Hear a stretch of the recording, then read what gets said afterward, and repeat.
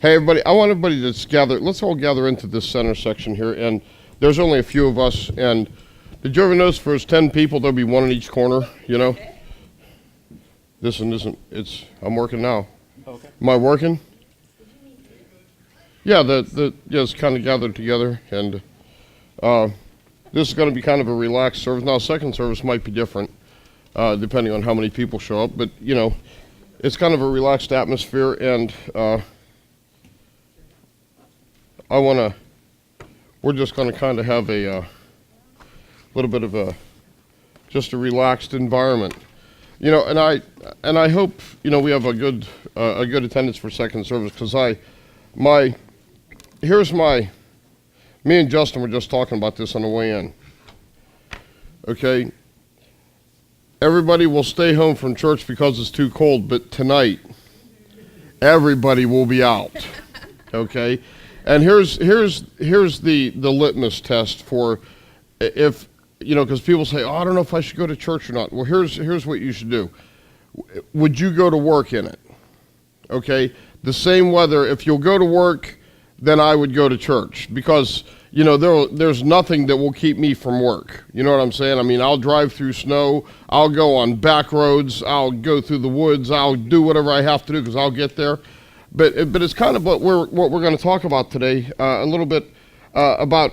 I have a challenge for everybody today, and it's going to be really simple, and it's just something that I just want us to, because sometimes we get these perspectives in our minds, and it changes, it becomes our filter, and it's how we look at everything, and I want us to change that filter beginning today. But if I got just one person in here and I said, hey, today I want you to clean the entire church, upstairs, downstairs, I want you to clean everything, you would say, man, that's an awful lot of work, okay? But if I said to you, hey, I only want you to do one thing to help us clean the church, and all you have to do is get a sweeper and sweep just the lobby carpet, okay? And if it was just one thing, then it wouldn't seem so bad, okay? Because it would seem simple that you can do that. Now, let me give you an example with ladies, what we do. Not what we do as ladies, because I'm not a lady, but ladies, what you do, and I want to make sure you guys edit that out whenever. But what happens if when you know, it gets the holiday season, what do? You clean, you know, you keep your house pretty good, but then in the holiday season, when there's people coming over, you tear into it and you clean everything, okay? And you about wear yourselves out. My wife does this. I mean, our house, you know, it doesn't take much, you know, to clean, but we're, you know, pretty clean. But, you know, at this time of the year, she tears into everything, and everything has to be spick and span. And the reality is, if we would do one room a week leading up to the event, it wouldn't be near as bad. Okay, it would seem simple. So I want to share with you today about what we're going to do, because, you know, this is the service before New Year's Eve, and what happens on New Year's Day? What do we do? What do we have? What are they called? Resolutions. And do you know what percentage of resolutions are done with by February? Because I looked this up this morning. Somebody say something. 70? 70. That's actually, it's 80%. 80% of New Year's resolutions you're done with them by February. Okay? What's the most popular one? I'm gonna lose. Everybody say, I'm gonna lose weight. I'm gonna, you know. Now Mike over here, Mike is one of those guys who never gains weight, and he can eat pizza and subs for breakfast, lunch, and supper, and we don't like him. Okay, so no, I'm just kidding. Mike's one of those guys they turn beet red out in the parking lot, and I really appreciate. You know, I was out this morning moving some cars around, and, you know, they're laughing and carrying on. I'm thinking, you know, God bless you guys for, you know, that you're not standing in the corner huddling. And by the way, Kevin conveniently missed this week, which I think we should mention that to him several times. Yeah, figures. But anyway, what all this has to do with everything is And part of the reason why New Year's resolutions fail is because we want to change the entire world, our entire environment, with one fell swoop. And we can't do it. So we fail. That's why, how many people have ever tried to fast? Okay? How many people have ever said, I'm fasting everything. I'm not going to eat nothing and just drink water. Okay? And how long did you make that? About a day. All right, and you know why? Because to go on a full-blown fast where you eat nothing, you can't go into that cold turkey. You have to prepare for it. And it takes sometimes months of preparation where if you're going to go into a full-blown fast, you have to, it's like, lifting weights. You don't go in and put 300 pounds on the bar at one time and expect to lift that. No, you got to work your way up. And in my case, you'd be like at 10 pounds, and then you just keep on working up. About 8 or 9 years, you'd get up to the 300. But what happens with a fast, the reason we fail is because we try to do everything at one time, and we say, well, I can't do it. So then we give up, okay? So what I'm going to challenge you with today, and what I'm going to talk to you about, and this leads right into our sermon series that's going to be starting next year. It's called Put a Verb in It, okay? It's one of the first sermon series for 2018, and it requires action. Anything that you want to do, like today you're here, it required action. You had to get up, you had to get ready, you had to go out and you had to brave the cold. If your car is parked outside, you had to shovel snow off of it or chip the ice off or let it warm up or do whatever. And how many people pour hot water on their windshields to get the ice off? Does anybody still do that? I know when we were growing up. I actually seen somebody do that yesterday. I'm thinking, it was so cold. Yeah.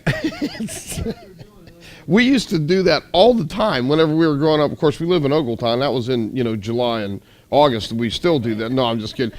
It's not that bad. But it required, everything that you did so far has required action. You came, somebody was here and opened the doors, and unlocked the doors, turned the lights on. Uncle Sam was plowing the parking lot, okay? The greeters, the parking lot guys were out there. They had to get on their parking lot apparel so people can see them, so in whiteout conditions they don't get mowed down. If we start with 3 parking lot people, we like to end up with 3 parking lot people. We don't want to find one in the spring, that was out in the snow pile.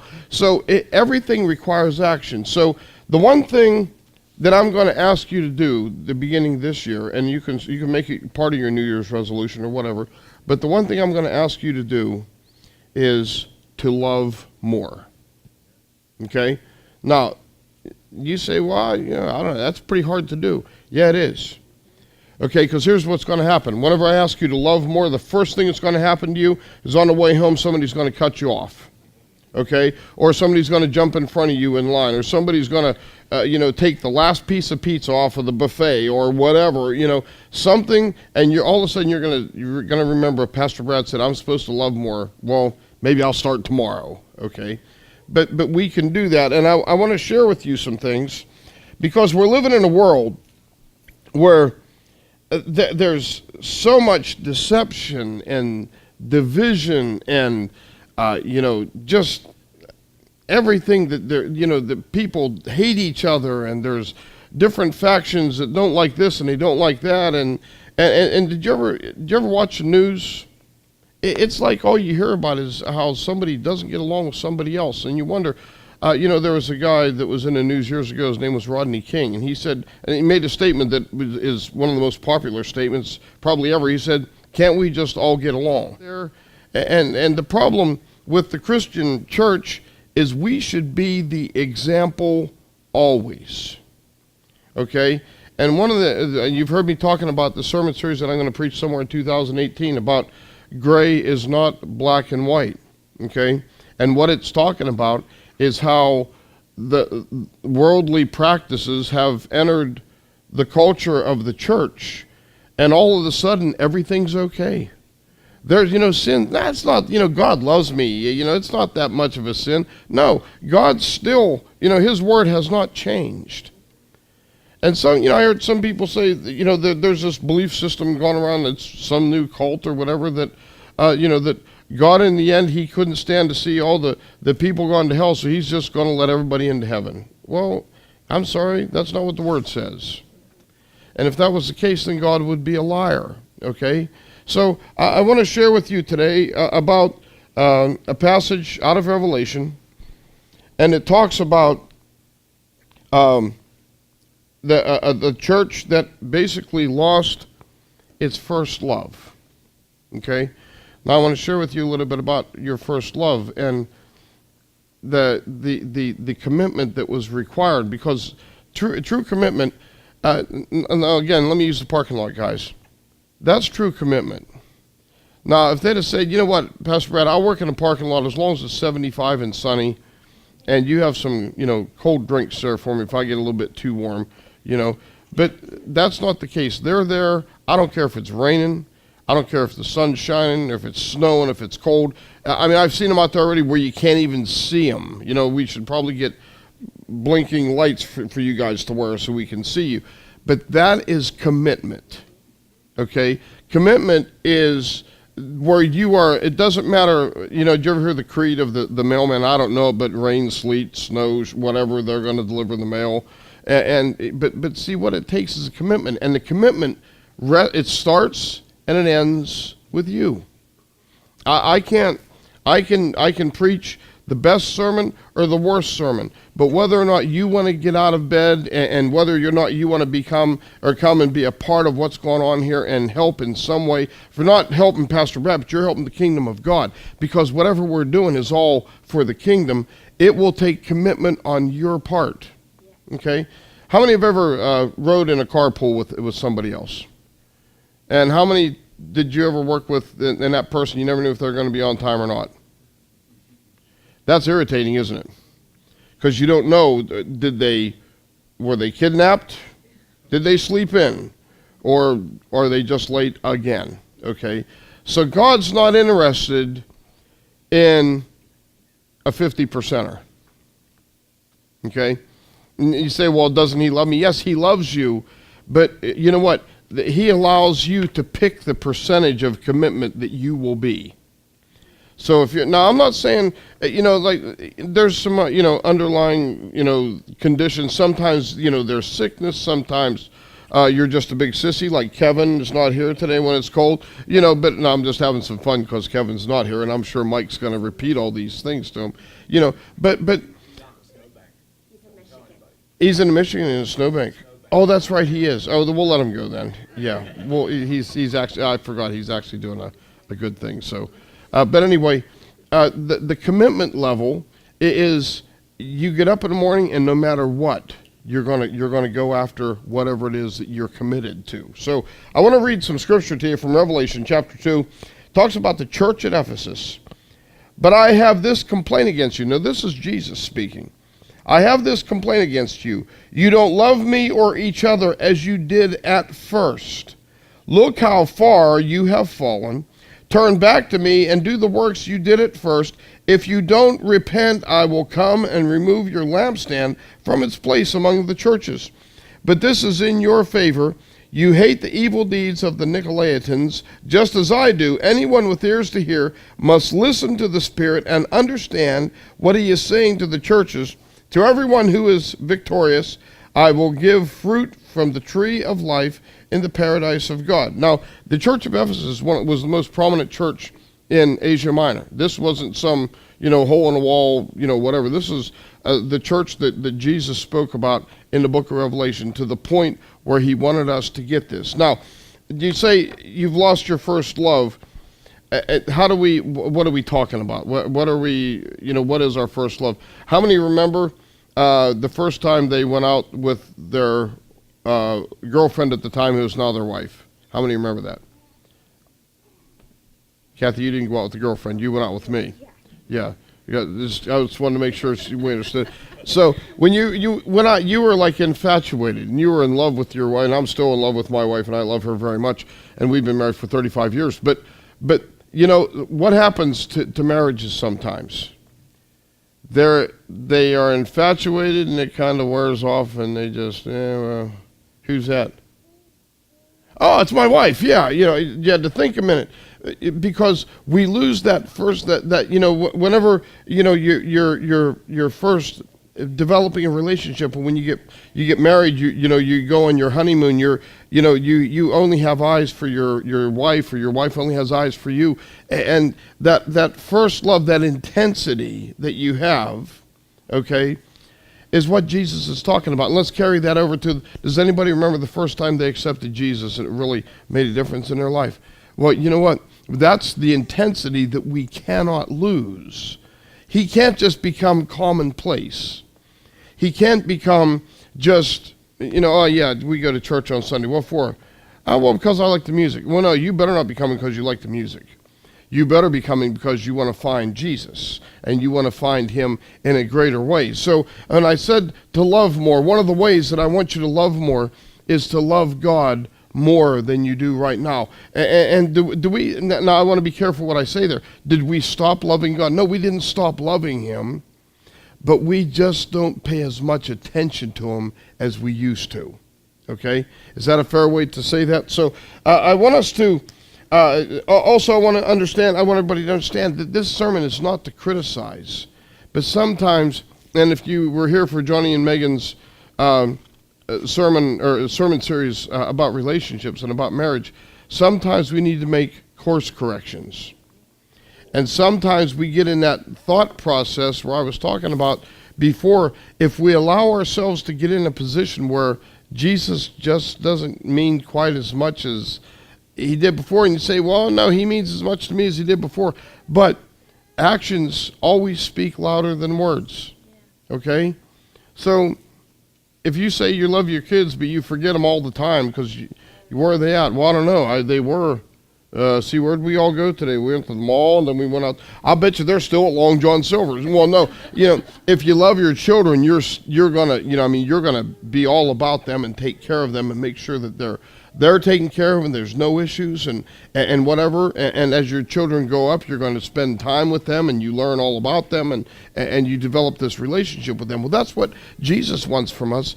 He doesn't want us to become so infatuated with him when we first find Jesus and it's all awesome and then stop. He wants us to continue to build that relationship, and it all starts with just loving him more at first, okay? And how do we love him more? We maybe pray. If we don't, if your prayer life is where it should be or not. Do we study the Word of God? Do we ever pick the Bible up? How committed are we to reading this Word? Okay? If you read the Word once a month, you're probably not very committed. Okay, so I want to be careful how I don't want anybody to think that I'm being critical of them as an individual. But the first love that we had for Jesus whenever we first got saved, that is the love that we have to continue to maintain, because that's commitment to Christ. Now here's what happens. When you begin to love God and you begin to love God more. I mean, if you know Jesus, you already love God. But as you love God more and more, okay, what happens when you try to study the Word of God? Anybody? What happens when you try to read the Word of God? You get distracted. How do you get distracted? Anybody? Life. What else? Phone calls. That phone don't ring till you pick the Bible up. How many people try to read at night before they go to bed? Nobody. It's a great way to go to sleep. If you have insomnia, just pick up the Word of God, man. You'll be asleep in 30 seconds. Okay? Why? Because Satan doesn't want you to know what this Word says. You see, this is a weapon. And I talked about this one other time about the power of the Spirit of God and the fulfillment of the Spirit of God in your life and all the giftings of the Spirit and speaking in tongues and miracles and faith. And if you read in 1 Corinthians chapter 12 about all the giftings of the Spirit, whenever you find Jesus, you get Father, Son, Holy Spirit. You get all of them. You don't just get just one. Okay? But there's an indwelling Spirit of God that comes, because you can't have Jesus without all three. But then that's like if you're hunting for, and this is the example I used years ago, you're hunting for bear and you have a 338 Winchester Magnum, which is that'd be a good gun for bear, okay? For anybody that knows anything about guns. But unless you know how to load ammunition in that gun, so whenever you get saved, you get a gun and you get the ammunition and you know how to flip the safety off. It's ready to fire. But until that fulfillment of the Spirit of God is released in your life and you recognize what the power of the Spirit is and what he will do and what he's willing and just waiting to do in your life, you can't pull the trigger. The power of the Spirit of God is pulling the trigger and releasing all that power. Okay? That's the same way with loving Jesus. If we have, you don't want to be in a position where, Jesus said, I have something against you. You don't want to be in that spot. If Megan has something against you, or, my nephew Josh up here, if he has something against you, well, okay, big deal. But if Jesus has something against you, that's a pretty serious spot to be in. I don't want to be in that spot. I don't want to look at me and say, you're really a slacker. I don't want to hear those words. I want to hear, well done, my good and faithful servant. And how do I do that? It all starts with love. Because Jesus is clear. He said, you've lost your first love. In other words, you've lost the initial infatuation you had with me, with Jesus. You lost that because we allow all the things of this world to affect us to the point where Jesus he's in the top 10, probably even in the top 5. But he should be the top 1. Okay? Now, we included a list of some things that we gave, the greeters gave you when you came in. Does everybody have that list? Everybody get one of those? All right. I want to go over a couple of those with everybody here. Just so you have to judge for yourself. This isn't the list I'm going to read to you and I'm going to have you raise your hands if this is you. But number 1, you can go for hours or days without having more than a passing thought of Jesus. You don't have a strong desire to spend time with him. Number 3, you don't have a strong hunger for the Word. Bible reading, it becomes a chore, something to mark off your to-do list, like, well, I got to read this and get that off the list. But, whenever, Johnny, whenever you first started dating Megan, where's Johnny at? He's here somewhere. See, already he's tired of her. He's gone somewhere. But whenever you first start dating your girlfriend or the guy that you're dating, ladies, that's all you can think about. You get them flowers and you call them, you send them notes, you get them candy, you do all kinds of different things. But that's they're you didn't go out with them and you're in love with them and then you can't remember who they are, and you call them like 3 weeks later. Oh yeah, by the way, I just wanted to tell you I love you. No, they're at the forefront of your mind. So if Jesus is not at the forefront of our mind, if we're not thinking about him all the time, then we need to reevaluate our priorities, because it's so easy for everything else to get in front of us. And I'm going to tell you how in just a minute. Number 5, your worship is formal, dry, lifeless. You're just going through the motions. Number 6, private prayer and worship are almost non-existent, cold and dry. Now, again, this is not, I don't want anybody to feel like they're being criticized or what they're doing wrong. What I want you to do, this is a course correction. If you read down through these and you're saying, hey, you know what, a lot of these are me, then you're the only one that can change them. I can't change them for you. There's nothing I can do. Money won't change it. A new car won't change it. Warm weather won't change it. Only you can change where your priorities are. So as you're reading through one of these, number 14 is one that stood out to me as well. I mean, they all do, but number 14, Christianity is defined more by what you do rather than who you are. Okay? Because good works aren't going to get you to heaven.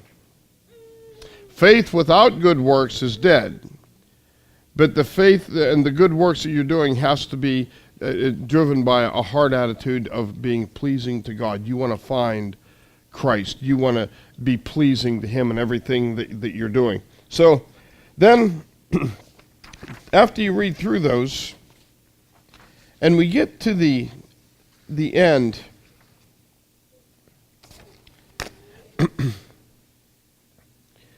and there's and again, I don't want to read all 40 of these, but whenever you love Jesus, you can't wait to be a blessing to somebody. And that's, sometimes we see, and just there's so many things going through my head right now, but sometimes whenever we're callous to God, or not callous, maybe is not the best word, but we kind of put Him on the back burner. We don't see the needs that are around us because it's easy just to not look, I guess. But whenever we are serving God, whenever we are loving more, now I'm not saying every time you see a need, it's up to you to take care of it, but whenever we're loving God more, and whenever we're loving Jesus more, and whenever we're studying His Word, and we're trying to find Him and be more, just build that relationship with Him, then whenever we're in tune, then the Spirit will speak to our hearts and minds. And whenever God lays a burden on your heart to be a blessing to somebody else, then because of our love for Jesus, we're hearing what the Spirit of God's saying. And then we're being a blessing to that person that needs the blessing. Maybe you're the person that needs the blessing, and maybe the person sitting beside you isn't paying attention. You see, God, the way things work, God speaks to us, and we are blessed to be a blessing. Okay? And I'm not just talking, not just about money. Maybe somebody's sidewalk needs shoveled. Maybe somebody's not feeling well. Maybe somebody needs a meal prepared. Maybe somebody, their car needs cleaned and they don't have any facilities to clean the car. Maybe, there's just some way that you can be a help or a blessing. Maybe somebody just needs you to be there to speak to them. Sometimes just a simple conversation is so much of a blessing. And you say, well, it's not that big of a deal, unless you're the person that really needs that conversation. And it brings healing, but you're the blessing that God has sent for the need, but it took you loving God and loving Jesus and putting Him back in position number one, to the point where you're listening, to the point of hearing what He's saying, and you're becoming the blessing, rather than acting sometimes like our kids whenever we tell them, do this, and they just don't listen sometimes. So how do we do all this? Pastor Brad, you're telling us, all these different things, and it's all good. Excuse my throat a little bit this morning. I'm a little bit of laryngitis. My wife's been really happy the past couple of days. But anyway, how do we do this? Because I'm telling you all the things that we have to do to love Jesus. But where do I start? How do I love Jesus more?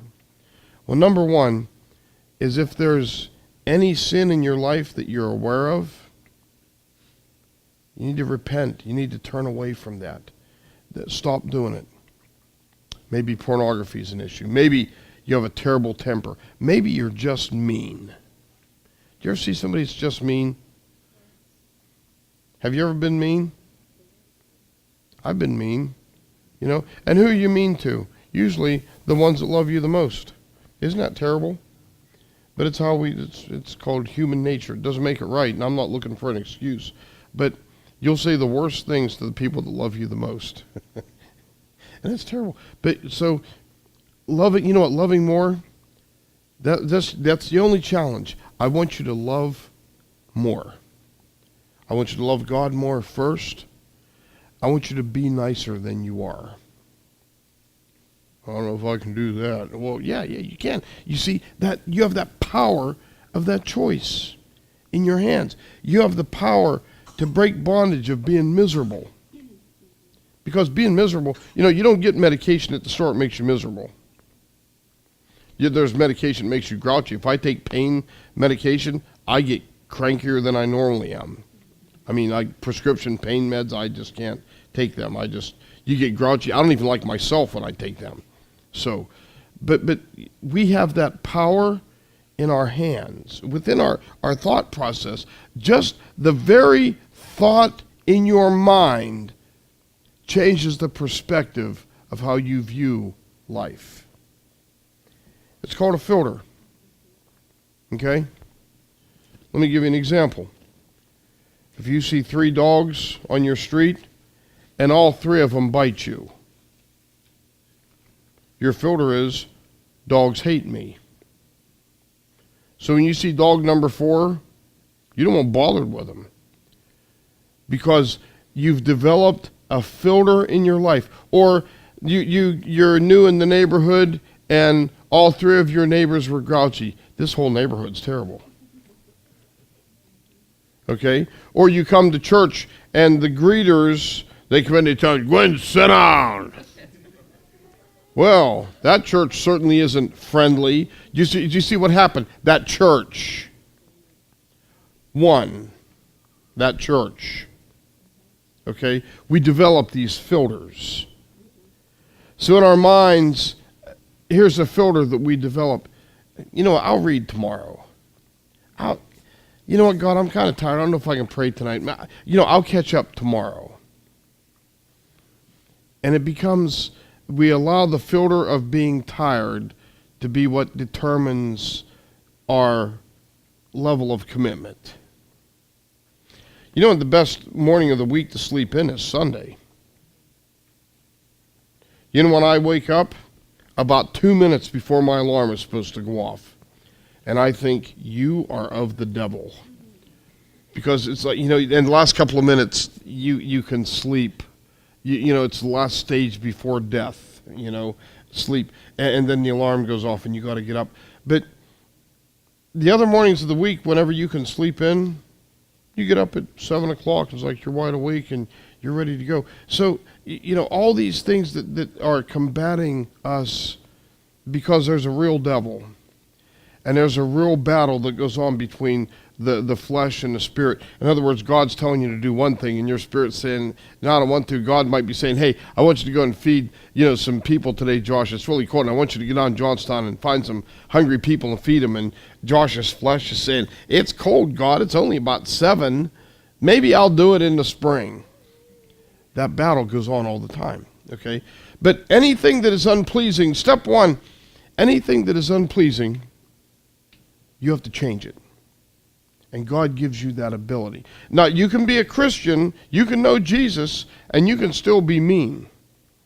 And you can still not love like you need to love. And you can still do things because you're not perfect whenever you accept Jesus. You're forgiven. Okay? But if I would ask you to say, hey, name something that you're lacking in your life that you're not very good at, that God wouldn't be happy with, you could probably name something. Okay? So that's step number 1, is anything that is not pleasing to God, repent from that. And number 2, continue to repeat that one thing. So maybe you're not very nice. Well, no, I didn't say just be nice this afternoon. Be nice from now on. Just pick that one thing. Love more. Love God. Starting, you got to love God more first. And when we love God more, and we get back to that place where He's not saying, well, you lost your first love, you lost your infatuation for me. Whenever we begin to build that relationship back with God, everything else begins to fall in place. You'll begin to love people that you couldn't stand before. And I'm just being honest. There's people that are very annoying in life. When you see them coming, you try to hide. Okay? Why? Well, because you just don't want to deal with them. But whenever you love God so much that that person doesn't bother you anymore, then you know, a lot of people that are very annoying, and I'm just being really candid here, a lot of times they just need Jesus in a real way. And sometimes you're the only Jesus they see. And guess what? That Jesus can't hide around the corner and wait till they go by. You have to be standing right there. So that's how we can love more. So it's this thing we call Christianity, that it's not just a name, it's not a title, it's not the church you go to. It's all about your relationship between you and God. You and Jesus, that's where it starts. And from there, it just begins to build and begins to blossom to the point where just this one simple challenge, just love more, will begin to make a difference in your life. Now, if I give you a list of 28 things that I want you to start doing tomorrow, well, guess what? After about the third one, you'd say, I quit. I'm not doing that. Why? Because it's too much to try to... I can't change the world today. But I can change the world one soul at a time. Okay? You guys, anybody ever hear the story about the starfish on the beach? You know, kids throwing them in, there's thousands of them in there, and the guy says, you can't save all them. He goes, well, save that one. Save that one. You know? But we do it just little increments at a time. And that's the difference that we can make in our lives. You can't change everything overnight. But you can pick out the one item at a time and you can begin to change it. Amen? We can do that. So, I want you to look over that list when you take it home today. And you know what? Put it up on your fridge or wherever, and maybe just the ones that stand out the most. Because when you read through it, there's going to be ones that strike a nerve. And there's going to be other ones, I do those. I'm pretty good at that. But then you're going to hit one that's going to be like, whoa. No, this is, you know what? Those are the ones that you got to fix. And that's where we start. The challenge, love more, repent from anything that you know would be unpleasing to God, and then finally, keep doing it. Repeat the practice.